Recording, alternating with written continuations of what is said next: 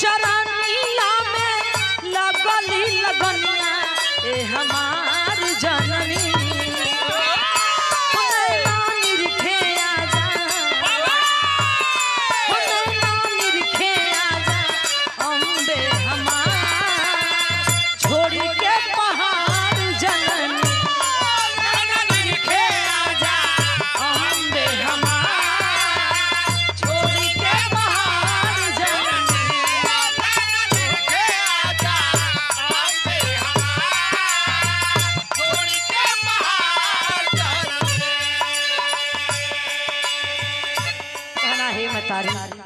बाबूजी भैया हो दीदी हो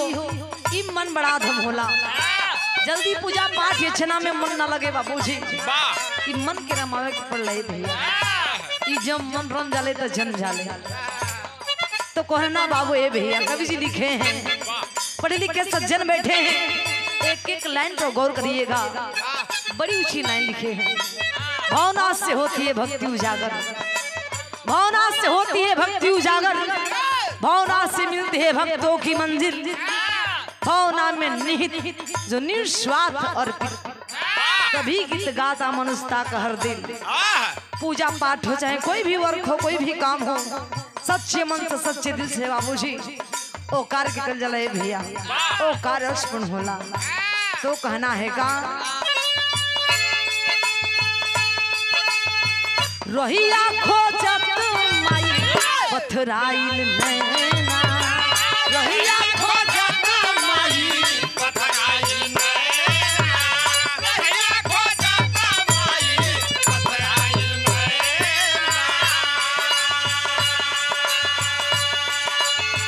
कबू से दरस देबो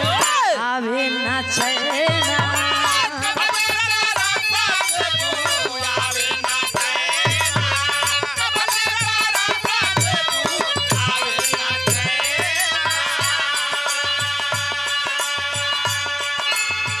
दरुशद खवायावा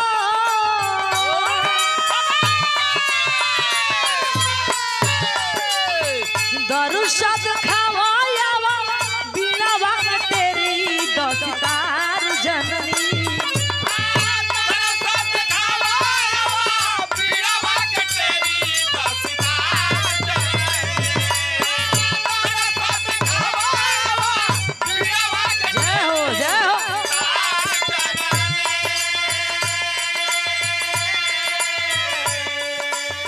कहना है मतारी का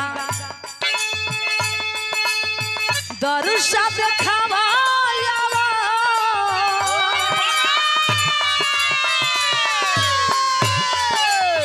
दरुशद खवायावा बिना वक्त तेरी दस्तार जननी दरुशद खवायावा बिना वक्त तेरी दस्तार जननी दरुशद खवायावा बिना वक्त तेरी दस्तार जननी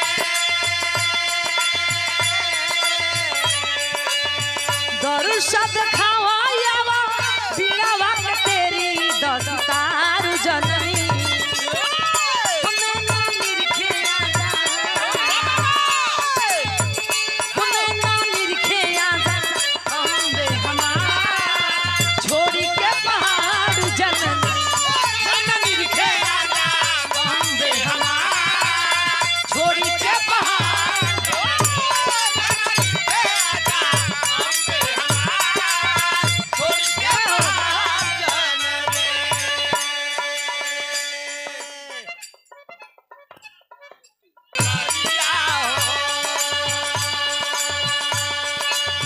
पूजा के सामान कहाँ पाई भिखरिया हे मतारी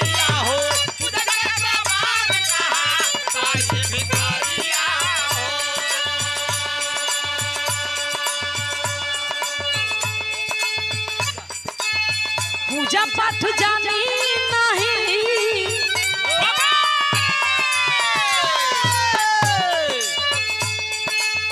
पूजा पाठ जानी नहीं जगत अपनी पट गंवार जननी जय हो हे माई